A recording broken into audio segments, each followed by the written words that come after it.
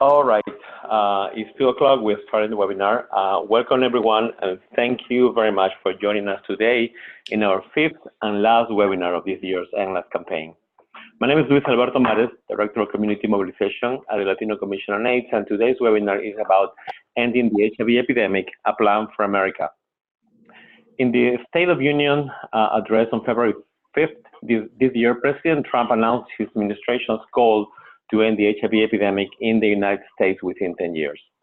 To achieve this goal and address the ongoing public health crisis of HIV, the proposed Ending the HIV Epidemic, a Plan for America, will leverage the powerful data and tools now available to reduce new HIV infections in the United States by 75% in 5 years and by 90% by 2030.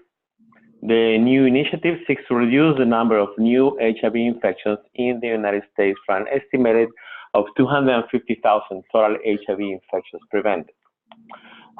This webinar will be recorded, and later we will post it in our social media and our webpage. We will also share the link to the recording and a PDF version of the presentation by email to everyone attending this webinar. Right now, everybody is automatically mute, so please write your questions and comments in the chat box that will be addressed at the end of the webinar. Before getting into the webinar, I'd like to remind you all to visit our website, www.nlaad.org. There are still NLAAD events happening until the end of October. You can check on the events and see if there's anyone near you so you can attend the event, support the event in any way. And you can also check on the updates that we keep on posting continuously, information related to NLAAD and also about HIV in the Latin community. As well, in our website, you can check, if you click on materials, there's a page for the webinars. You can check all the previous webinars from this year, but you can also check the webinars from previous years. Finally, our website, you can download our 2019 infographics with data from the CDC HIV surveillance report. So now, our presenter is Harold Phillips. Harold Phillips works in the Office of HIV and AIDS and Infectious Disease Policy, Office of Assistant Secretary for Health, and the U.S. Department of Health and Human Services as a Senior HIV Advisor and Chief Operating Officer of Ending the HIV Epidemic, a Plan for America. In this position, he oversees the coordination of the initiative's activities, ensuring that all U.S. Department of Health and Human Services operating divisions are collaborating and communicating as they work to support jurisdictions in making the best use of the science, data, and tools we now have available to end the HIV epidemic. He will also work to ensure there is both community awareness and engagement in our efforts to end the HIV epidemic. Prior to joining the Office of HIV, AIDS, and Infectious Disease Policy, Harold served as Director of the Office of HIV and AIDS Training and Capacity Development at the Health Resources and Services Administration HIV/AIDS Bureau. The Office of HIV and AIDS Training and Capacity Development administers the Ryan White Program's AIDS Education and Training Centers, a special project of national significance, and support for the U.S. President's Emergency Plan for AIDS Relief, PEPFAR.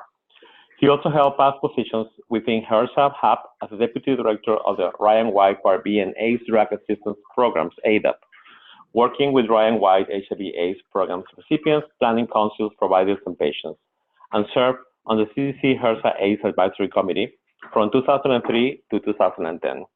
He has a master's degree in urban and regional planning from the University of North Carolina at Chapel Hill and an undergraduate degree from Kalamazoo College in Michigan. So, Harold, welcome. Thank you very much for being here with us. You can start sharing your screen. Okay. And I click. It says I cannot start. There we go. Try that one more time. Good afternoon and good morning if there's still any folks on the West Coast that have joined us today. I want to thank the Latino Commission on AIDS for inviting me to participate today. Here we are. And talk to you a little bit about the Ending the HIV Epidemic initiative. Harold, we cannot see your screen. Can you see it? No. No. 1 second.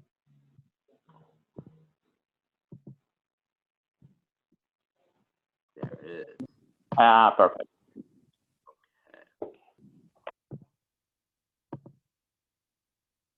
There. Okay. So once again, my name is Harold Phillips, serving as the Chief Operating Officer for the Ending the HIV Epidemic initiative out of the Office of Infectious Disease Policy at the Office of the Assistant Secretary for Health.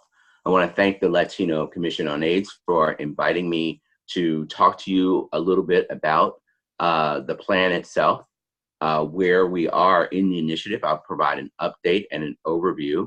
I'll also talk about why this is important for the Latinx community and give you a little bit of the data, but then also talk a little bit about what the expectation is from the federal government that the communities are involved in at the table as we develop the jurisdictional plans to help reach the goals that were talked about. 75% reductions within 5 years and 90% by 10 years so that we can reach epidemic control in the United States. And I am going to leave time for questions, but also for those of you that have been involved in the process in your local areas, this is also an opportunity to let me know here in Washington how things are going out there. And as we move into implementation of the plan itself. So, as you can probably tell from my long introduction in bio, I've been involved in HIV work for a number of years. And there are also probably some of you who have been involved from the beginning. I don't go back that far, but started in 1992. But if you look at the overall cost of HIV to America, and the number of people that we have lost, and if we don't do something differently, if we don't change the systems to work more effectively for people who are not aware of their status, not linked to care, or not virally suppressed, we will continue along a trajectory where we will end up in 10 years with about 400,000 newly diagnosed individuals in the next 10 years. And the US government, in supporting direct healthcare expenditures, spends almost $20 billion annually on HIV care and treatment, as well as prevention. But we can do better. That being said, there is a lot of progress that we have made in that, we have brought down the number of new HIV diagnoses as a result of some of our prevention efforts, as well as some of our treatment efforts, where those who have tested positive, been linked to care, and received medication therapy, have taken their medication and gotten to the point of being undetectable and not transmittable in terms of transmitting the virus to others. All of that combined has us where we are at just under 40,000 new infections a year. But it's kind of remained stagnant overall in the US.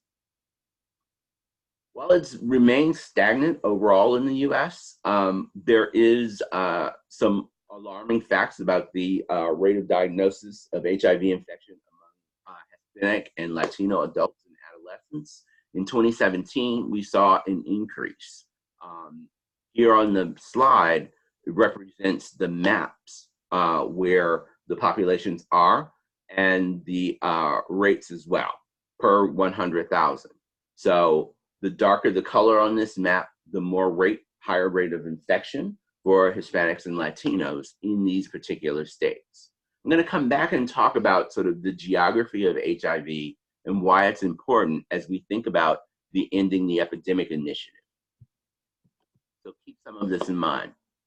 Also, data from the Centers for Disease Control shows where I talked about we are just under 40,000 at 38,739.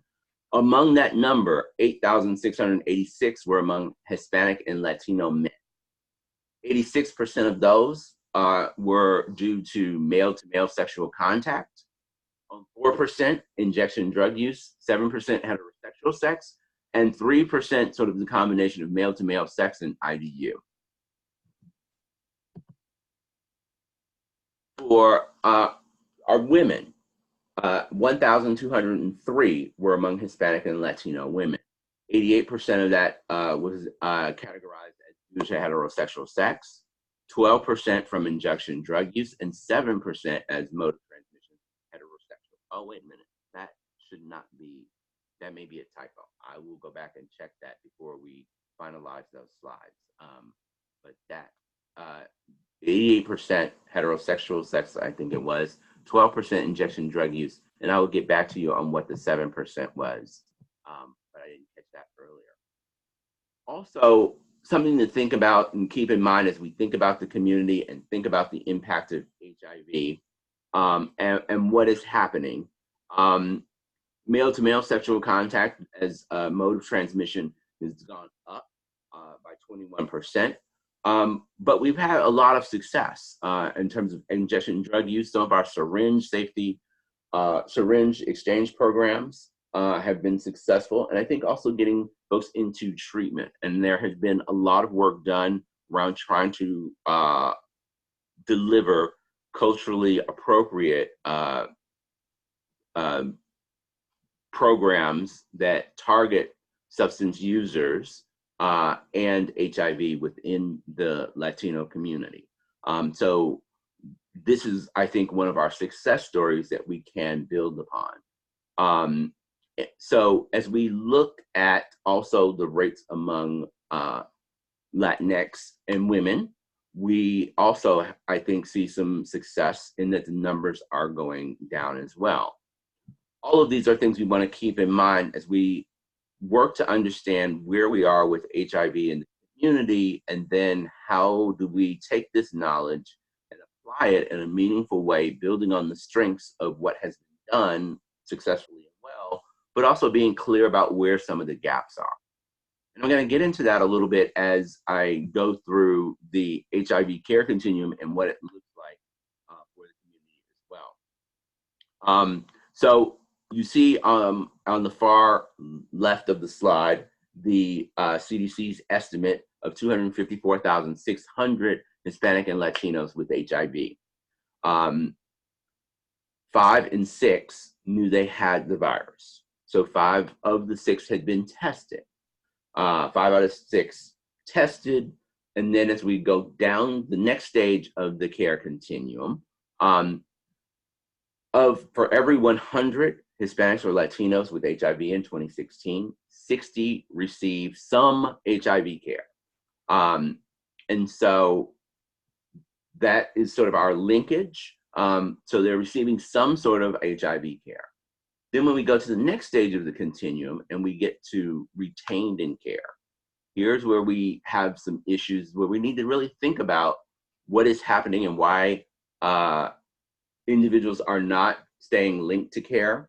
And really look at how are we providing those services? Are we providing the services that are needed?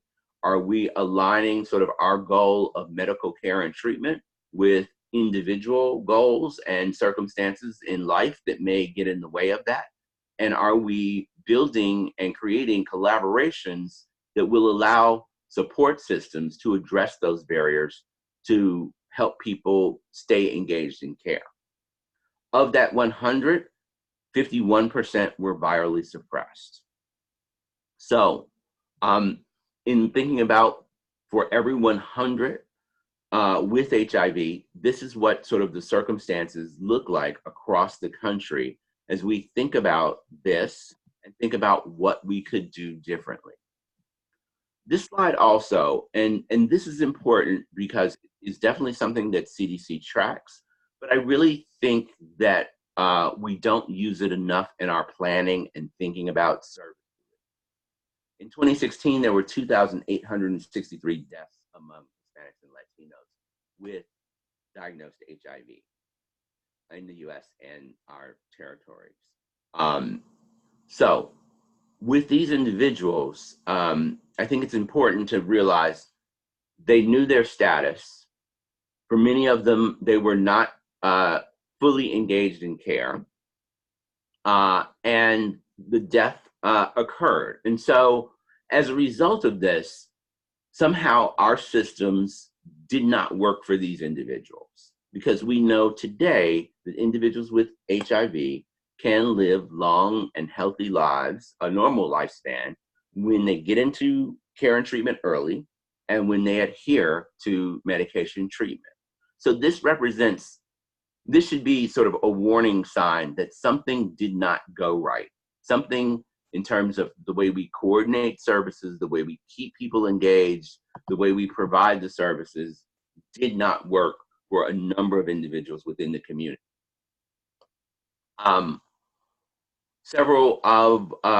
We're now at a point in the HIV epidemic where we understand the data, we have the tools, we have leadership now that is on board at the federal level and calling forth for all of the federal agencies to work collaboratively in ending the HIV epidemic. And with that, that means that we're going to have to think differently, and we're going to have to engage and work with the community and listen to them differently, as well as we create new packages of services, system reform, new ways of coordinating, new ways of outreach and linking, but also make sure that the tools that we have are widely available. And with that, that also includes pre-exposure prophylaxis known as PrEP, the FDA-approved drugs that prevent HIV, can prevent HIV transmission and infection, and that we use the best science that's available and build on our success stories to enhance and scale up models of care and HIV prevention that work, and that we have the science and the data and the backing from the community that says these types of models and interventions work and we need more of them. The Ending the HIV Epidemic focuses on those areas in the United States which have the highest burden of HIV. So on this map, you'll see the counties that are contributing to 50% of the new HIV diagnoses in 2016 and 2017. The colored states there, Kentucky, Missouri, Oklahoma, Arkansas, Mississippi, Alabama, and South Carolina, are the rural states which have a substantial HIV burden. Some of them are rural states with an urban center, or in the case of Missouri, 2 big urban centers. But when you put it all together, they have a disproportionate rural burden of HIV in these states as well. These states and counties, including San Juan and the District of Columbia, and given their high burden of HIV disease, they are what we are calling phase 1 states within the Ending the Epidemic Initiative, the HIV Epidemic Initiative.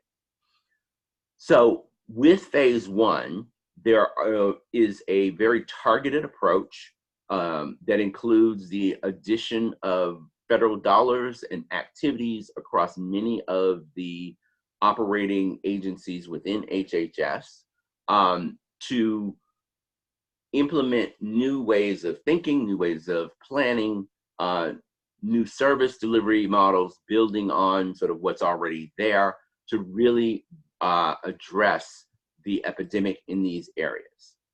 The phase 2 states, the other states and counties and states, more is to come in the future about what will happen with them. But what we are making sure is that as we learn lessons from phase 1 or new service models emerge out of phase 1, we will ensure that the rest of the country is aware of them and has information and may think about ways to begin incorporating newer activities with current dollars. Another way of sort of saying that is, let's think about what's not working and shift funding to new, innovative, effective approaches that may work. So we saw this map a little bit earlier, and I think it's important to pay attention to where the community is in light of the Ending the Epidemic campaign. So we've got Nevada, we've got Texas, Louisiana is involved both with the city of Baton Rouge and New Orleans. I was in DeKalb County in Georgia last week, and they are working on their plan to end the HIV epidemic, and talked a lot about the number of Latinx individuals that have moved into the area, that live there, the importance of services being provided in English and Spanish, and that it's a growing population for them, and a growing population of people living with HIV. And they are planning to really try and address it. But paying attention to our dark purple states, many of which are within the phase 1 jurisdictions. And I also will talk about how to get involved in both the planning process and what the expectations are for those states as well. You'll see California is also in there as well. So it's not just the purple states. I think the only state that is not represented in some way or fashion through EHE, and what we're seeing here about Hispanics and Latinos in the United States, would be South Dakota. So they are not currently a phase 1 jurisdiction, but I think you are well represented in across the country, and also in the states that are the states and the cities and counties that are high priority for the Ending the Epidemic initiative. Another reason why I'm glad to be here today and talk some about this, and also find out if any of you have been involved and engaged. So this is the demographics of the HIV epidemic. Again, great slide from CDC. It sort of shows where we are in terms of African Americans, the Latinx community, and where we are with our men who have sex with men who are either gay identified or bisexual or not identified. But also where we are with the heterosexual epidemic in the US, people who inject drugs, and those who are engaged in the intersectionality of MSM behaviors and injection drug behaviors. So putting folks at risk. So where we are right now overall, again, this is another example of how we have the data, how we are able to look at the data in different ways and see where we need to focus. The rural South represents 52% of our new diagnoses in the US. And so you will hear within the EHE initiative a lot of focus on the South and some of the issues of the South that impact individuals' ability to get an HIV test, to be linked to care, stay engaged in care, and achieve viral suppression. You'll also hear us talk about access to comprehensive prevention, HIV prevention strategies, which do include PrEP as a biomedical option. All of that being said, I think, you know, we would be remiss if we didn't sort of talk about the things that many of us know about the challenges experienced when trying to enter care or engage in care, or trying to get access to prevention services.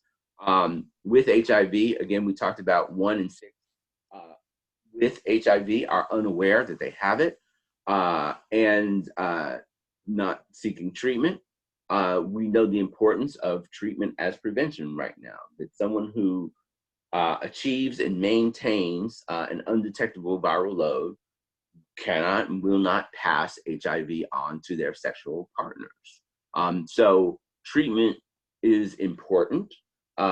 We need to, I think, talk about treatment and its importance with regard to prevention and individuals' health, but also the health and safety of those that they are having sex with. And we also need to begin to prepare individuals for what treatment is like. Many in our communities don't have regular access to healthcare. And the thing with an HIV diagnosis is that when someone is diagnosed and we're trying to link them to care, we're asking them to now have a lifelong engagement with an institution that they may not have had a relationship with before, or it was an intermittent relationship, or it was only in emergencies, or perhaps only during the emergency room or for school shots. So knowledge and understanding of the healthcare system, health literacy, treatment readiness are all important packages and services that could be created, that could be helpful in terms of linking the Latinx community to care faster and more effectively. Also, we are seeing, the report came out last week about sort of the continuing and growing STI and STD epidemics in our country that are also impacting our HIV efforts as well. Again, there are also some of the social determinants of health that also impact the Latinx community when it comes to getting into HIV testing and care, and those are also listed here as well.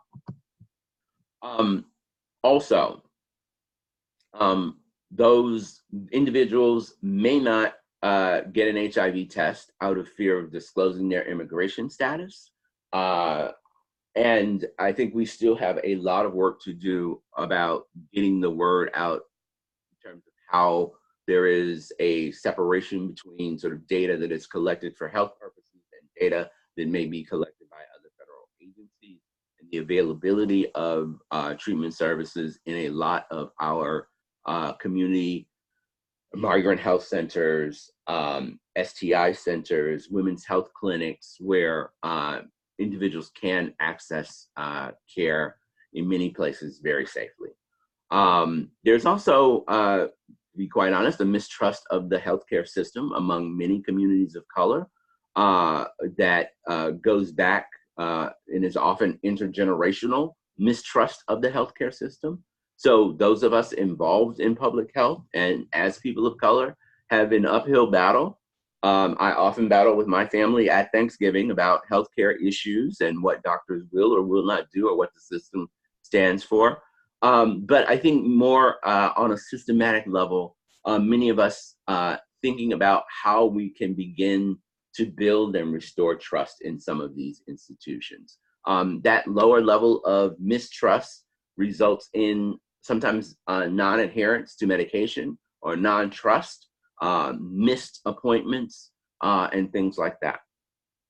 Also, not unique to this community, but to several communities, the issue of stigma, fear, discrimination, and homophobia also gets in the way of effective HIV prevention and care, and also puts individuals of the community at risk for high rates of HIV.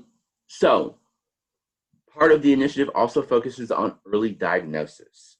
So given all of those challenges, we also know that there have been many successes in the Latinx community, and that as a result of those successes, we have seen several things. One, I talked a little bit about the rates in women going down, also the rates in substance users, intravenous drug users in the Latinx community living with HIV, the ability to bring those rates down as well. I think we are trying to do a better job of scaling up PrEP and making it available to those who are at risk in the community, but as well as the expansion of HIV testing in the community for those and bringing that closer to home. This slide, I think, speaks to the work that we still need to do in our country around early diagnosis, so that folks are aware of their HIV status, and then we can link them to care. Our overall sort of goal and focus is to speed up linkage to care and to hopefully get individuals linked within the first 30 days of diagnosis. But in many of the ways that New York has reformed its HIV testing system, those who test negative and are at risk are offered PrEP and can be quickly entered into a PrEP service. Those who test positive can be quickly linked into the care and treatment side. And so we're going to see, I think, more of that as we come along. You know, we have come a long way with regard to HIV treatment. And I remember friends in the 90s who had handfuls of pills, like you see on the slide, and sometimes they had to take that sort of handful of pills several times a day, maybe twice a day, not just once a day, and carrying them all around and keeping it all straight. And it was complex. It wasn't necessarily very effective. Today we have shifted a lot of that. Several one-pill-a-day regimens that are very potent. Many have very few, if any, side effects that are experienced by most folks. So I think also part of what we want to do through the EHE initiative is get that word out there too, because for many in our communities, they still think it is like it was back in the 90s. Also, the treatment HIV prevention options have expanded and have expanded to include a lot of different aspects. With U equals U, I think it's a great way of simply saying to individuals that if you achieve and maintain a status of being virally suppressed, you cannot transmit HIV, which is huge for people living with HIV. It helps that sort of internal fear and stigma of transmitting go away. It brings a sense of comfort, a sense of relief, and it enables individuals to connect with others in a very in a more whole way. And so getting the message out through both our healthcare networks, our people living with HIV networks, through some of the public health advocacy, and the federal agencies have all sort of adopted this as an important aspect of how we treat and engage our patients and in people living with HIV, and also how we engage those who are negative so that they know that this fear now can go away. And so the importance of treatment as prevention is also a key part of the epidemic. Another key aspect on the other side of the continuum is trying to scale up and make sure that PrEP is available. For some on the call who may not be as familiar, it's a single tablet regimen, Truvada. This slide needs to change because last week, Descovy was also approved as a PrEP medication. So now we have two that can be used according to the FDA. Folks will probably still be trying to work out how we bring that to scale as well. But it's just another example of how the HIV prevention landscape is changing, and those who are negative have more options to choose from. With PrEP, the thing that we have seen is that many of those who are at risk have not accessed PrEP services for a variety of different reasons. And so those who can most benefit from this treatment intervention, this prevention intervention, have not been able to access it, either because of the cost of the medication, not having insurance coverage, not being aware of it, but not having the information about, well, where do I go to get it? And also for many, having that conversation with your prescriber may seem challenging. So when we think about some of the tools that we have currently at our disposal to help us in the epidemic, there's definitely the Ryan White program, which continues to have really great rates of viral suppression, 85.9%. according to the last Ryan White service report. And for the Ryan White program, more than half of those living with diagnosed HIV receive at least one service through the Ryan White program. So they're going to play a key part in ending the epidemic. And also the community health centers where HIV tests are provided, but also many of the health centers and lookalikes provide HIV care and treatment. Many of them are duly funded between both the Ryan White program and the health center funding, and they are great assets within the community.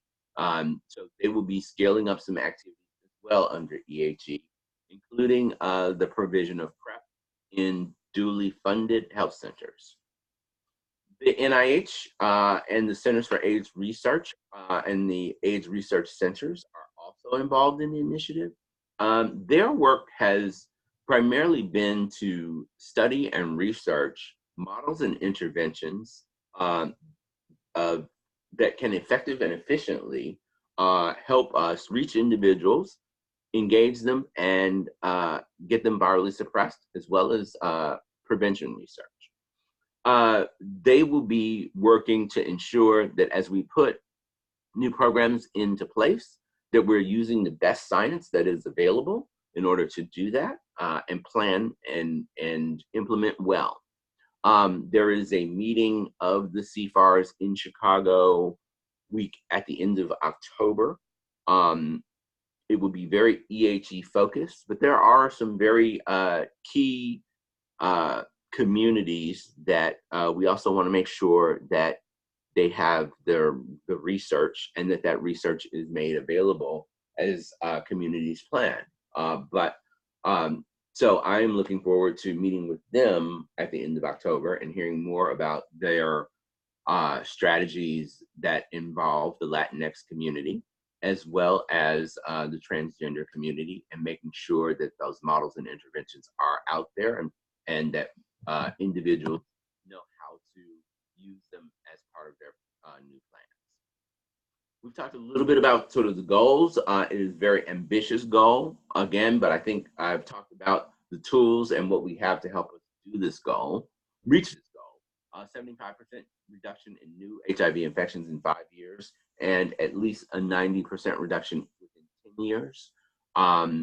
This slide, I think, kind of sums it all up for you in terms of what we're trying to do, where we're trying to do it with the phase 1 focused effort, and the agencies that are also involved in leading different aspects of the initiative that is being coordinated by the Office of the Assistant Secretary. The initiative stands on 4 pillars. Diagnose all people with HIV as early as possible. And again, we talked a little bit about that. Treat people with HIV rapidly and effectively to reach sustained viral suppression. The importance of that is that people are motivated, engaged. If we can get them motivated and engaged early in their HIV treatment, and we can also help them achieve viral suppression, they have better health outcomes in the long run, and also they are unable, once they achieve and maintain viral suppression, to pass HIV along. We want to prevent new HIV transmissions with using proven interventions that include syringe services programs, as well as scaling up the availability and access to PrEP. We also want to be able to respond to HIV clusters and outbreaks and really get prevention services and treatment to the people who need them in those communities. This is a little bit about sort of the overall organizational structure of the Ending the HIV Epidemic initiative and the various levels of involvement. I only put this slide in so that you get a sense of it's a federal effort, it's a government priority, and we've already started some activities even before we've received full funding from Congress to do this work. Leadership at the highest levels of the agencies that are involved and engaged and spend a lot of time and effort on this. as we are in this early stage of both planning, developing funding opportunity announcements, but also talking to the community about how to engage as well. For 2019, some of the things that were done involved the jurisdictional plans being developed by CDC and IHS recipients, working on sort of the implementation science agenda with NIH. We are using some funds to create data analysis and visualization systems so that not only the federal agencies, but also the community can see our progress on this project using static dashboards. I'll talk a little bit about the PACE program and some of the pilot projects. And I'm going to try to do all of this in 5 to 7 minutes so I can leave time for questions. Next week, the Presidential Advisory Council on HIV/AIDS is meeting in Miami. And this is something they've called Taking Pancha to the People. They went to Jackson, Mississippi for the last meeting and focused on the South, the rural South, and communities of color there. This meeting, being in Miami, is going to focus on HIV prevention and care and support services in Florida and Puerto Rico, but will also give us some insight into some of the unique strengths and challenges and the impact on EHE. So all of the federal agencies will be there from HHS, and I also learned our colleagues from HOPWA will also be there. So it should be a great 2-day meeting, but will give us another lens into trying to figure out how to better tailor services and what some of the needs and gaps are within the Latinx community. Also, the president of the Latino Commission on AIDS will be presenting as well. And I think he may kick us off that day. So we're looking forward to that meeting, and we'll be learning a lot that can help us in the initiative. The 3 cities that were started and the Cherokee Nation to implement first as jump site communities, they were given some funded to expand some of the EHE activities and implement them in their jurisdictions. Here on the slide is some of the activities that they have put forward that they're trying to do. And I hope that gives you a sense of some of the things that we are attempting to do and will be attempting to do in the other jurisdictions as we move forward. But they really, I think, did take on ambitious projects that they could stand up quickly, that they felt really could make a difference within their communities. And it really is about innovation, trying to be effective, and doing something different. It's an acknowledgement that our systems have worked and that we have some success, but the systems as they're currently designed don't work well for everyone. And so how do we address some of those? The PACE teams, Prevention Through Active Community Engagement, these are senior public health officers who serve as educators and coordinators within the HHS regions of Atlanta, Dallas, and Los Angeles, region 4, 6, and 9.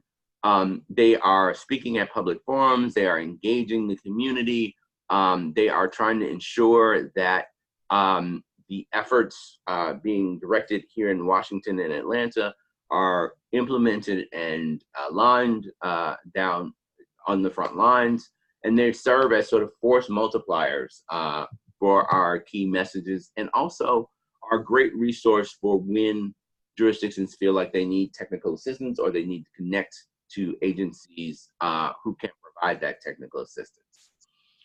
So far, folks from our office and the federal agencies have visited over 70% of the phase 1 jurisdictions, and 100% of the states have been visited. And so really that has provided an opportunity for folks to hear directly from the community about their ideas on the plan and how they look forward to beginning this process. So far, new funding opportunities by the federal agencies have been made by IHS, NIH, and CDC. for initiating plans and program services. HRSA, its applications, HRSA's HIV/AIDS Bureau, applications were received from jurisdictions last week. They will be in the process of reviewing and awarding those for a March 1st start date. CDC will release its planning guidance this fall, but I encourage jurisdictions not to wait. We have a 30-year history of HIV planning. So there's a lot of information. Some of it the community gave us and we did nothing with it, either because we didn't have the funding or there might have been policies that got in the way.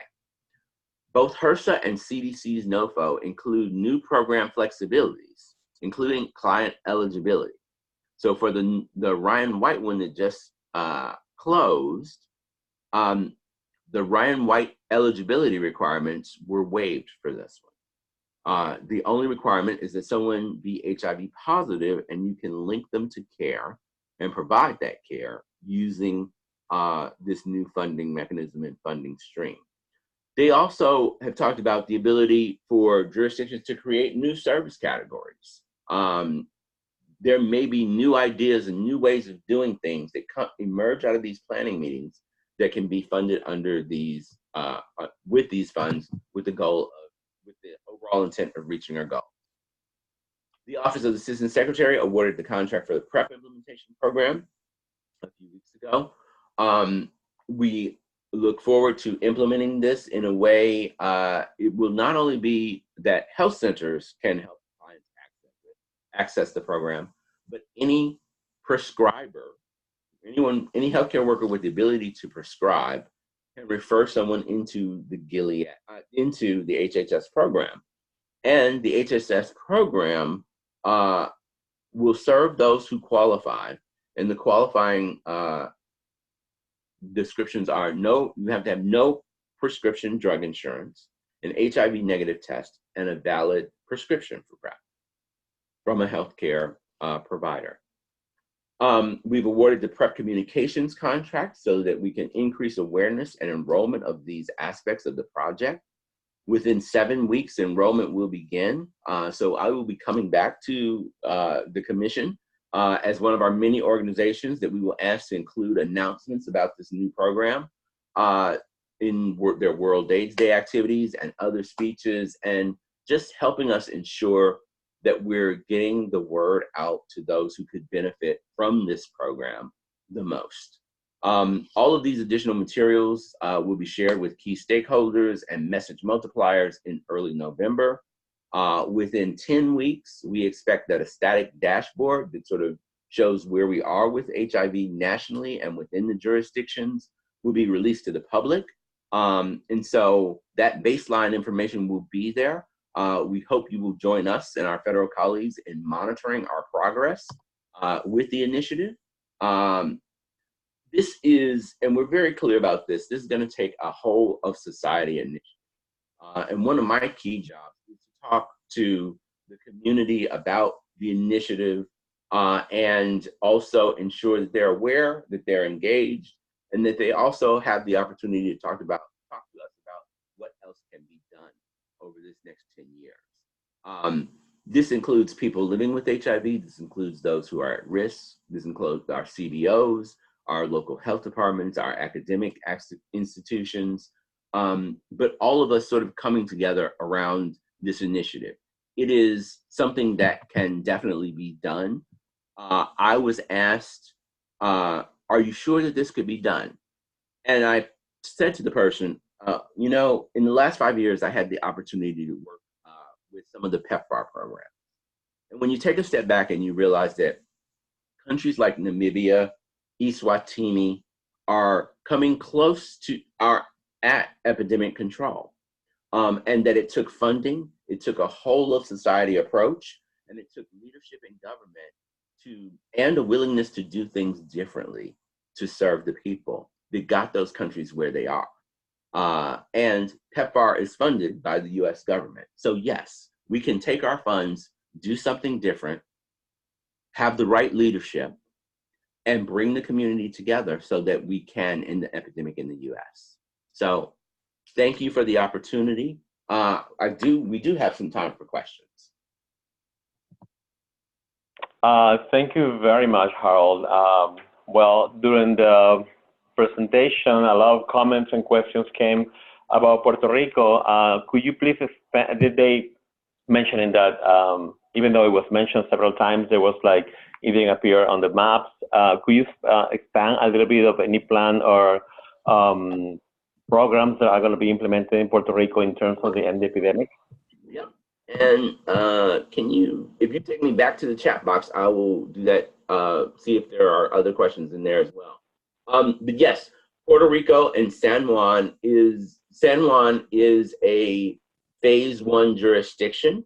So there will be additional funds coming to San Juan as part of the Ending the Epidemic initiative. So they are one of the places that is one of the jurisdictions rather that is contributing to more than 50% of the infections. We expect that at the meeting next week in Miami, there will be a number of people there from Puerto Rico who will present to us and talk about some of the challenges that Puerto Rico is still facing with HIV, and perhaps we'll get some insight into how they're approaching planning and doing things differently with the additional funding. Thank you. Can you see the chat box? Can you, or do you want me to go through it? I didn't see it. Oh, well, do you have to click on chat? Do I stop sharing? In the menu, the chat. Let's see. Maybe I stop screen sharing. There it is. Okay. Okay. Perfect. Okay. So while you go browse the questions, I just want to make sure. Some people were asking who was going to present about Puerto Rico, and some information was about Guillermo Chacon. He is not going to present about Puerto Rico. He's going to present about Latinos in general. And somebody answered the question. I said, Dr. Vivian Tamayo, Dr. Ivan Melendez, and Sandra Miranda will present about Puerto Rico. Okay, thank you. Great. The in-house goal was, so I'm reading the chat box question here about the in-house 2010 goal was decrease new HIV infections by 25%. That same goal was in the 2015 update. Neither were met. Now we have a 75% decrease goal in 5 years. How is ETE different from in-house to make such a goal happen? How will EHE be monitored, and if the goal is not happening within 3 to 5 years, will there be a reevaluation? That is an awesome question. Okay, so the answer is with the in-house goal, we put the goals out there, and many of the agencies and our federal programs shifted activities to try and meet the goal. There was not new funding attached to in-house. It was also, in-house was a national plan and a strategy that involved all of the federal agencies. EHE is both a plan to end the epidemic, but it is a plan that has funding attached to it, along with activities and certain targets. If the targets are not being met in 3 to 4 years, which is the second part of your question, yes, we will be reevaluating and we will be making changes.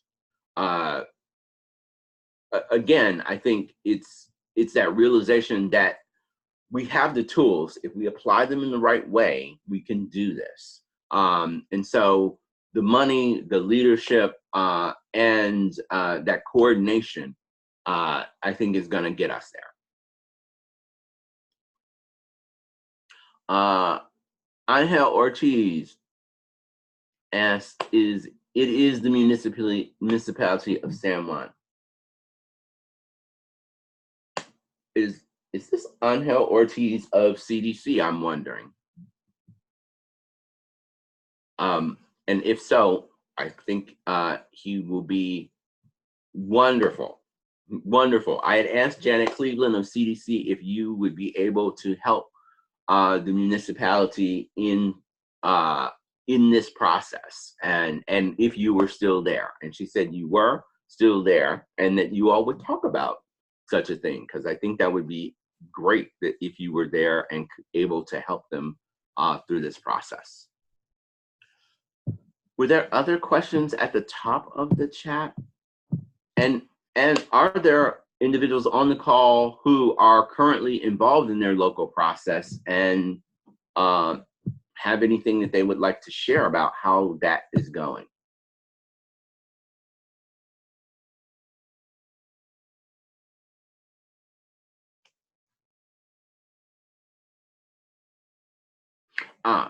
Yes, this is phase 1.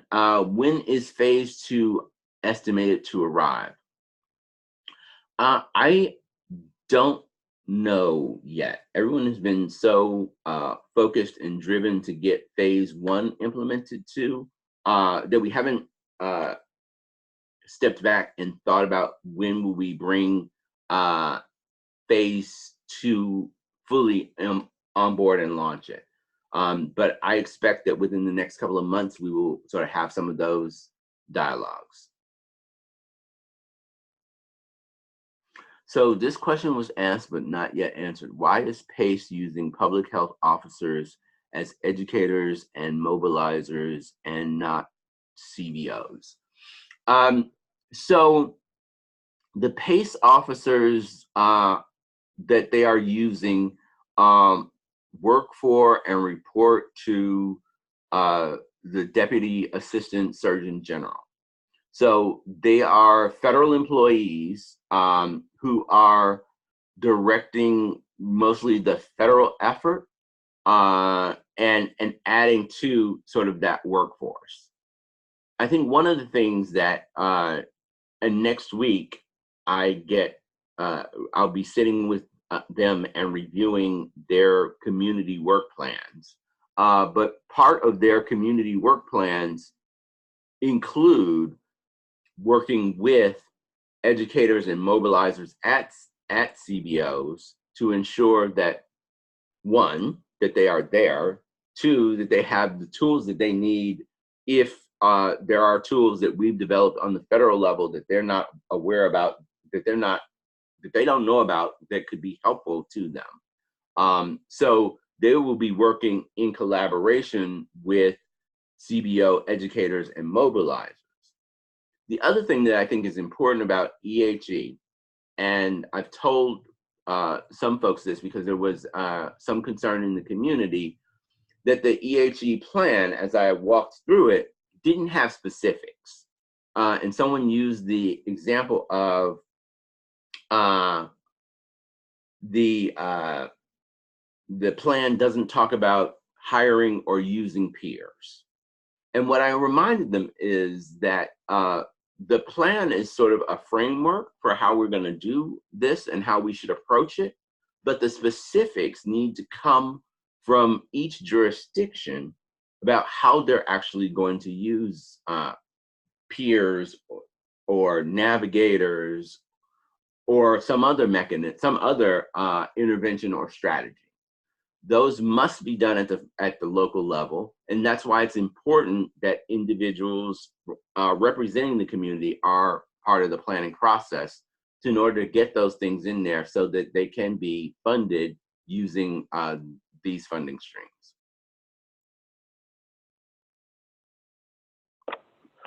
There was a question, not at the very beginning, but Jose Joaquin Morinelli asked, which is the role of pharma companies within this plan, if there's any? So it has been and continues to be an HHS priority, a priority by the Secretary to try and bring down the cost of prescription drugs. That work continues sort of on a separate track because not only will that benefit those working in the HIV space, but many of those who are experiencing chronic diseases and the need for medication. So that piece of continued work and effort will continue, and we're watching it closely.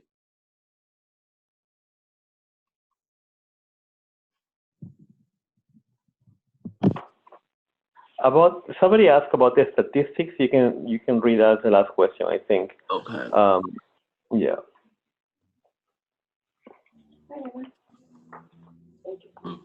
So I will have to get back on how CDC prepared that data and those statistics because it was not noted about how they address the trans community and how they include them in the statistics. So I will have to get back to you on that piece.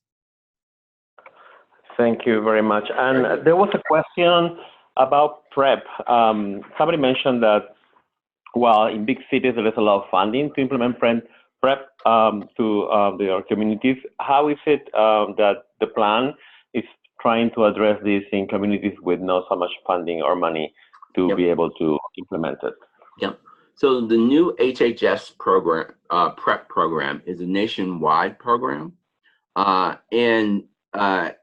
So anyone who qualifies can access the program and receive PrEP either through the program, but through either their local pharmacy or through mail order, whichever they prefer, and is convenient for them. So that is one way that we are scaling up PrEP across the country, focusing on the phase 1 jurisdictions that include the 7 rural states and the other counties, but also those phase 2 jurisdictions can also access this program, and we will be tracking that as well.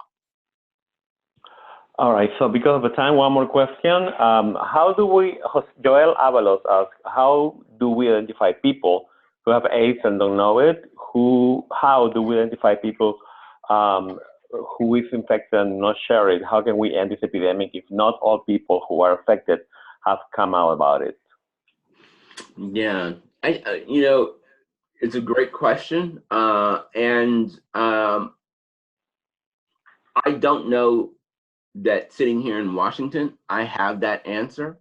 But what I do have is there is funding available for us to think about how we might approach those populations who, because of stigma or fear or discrimination, are not coming out, are not accessing HIV testing, are not sort of facing the reality about their risk, or seeking treatment.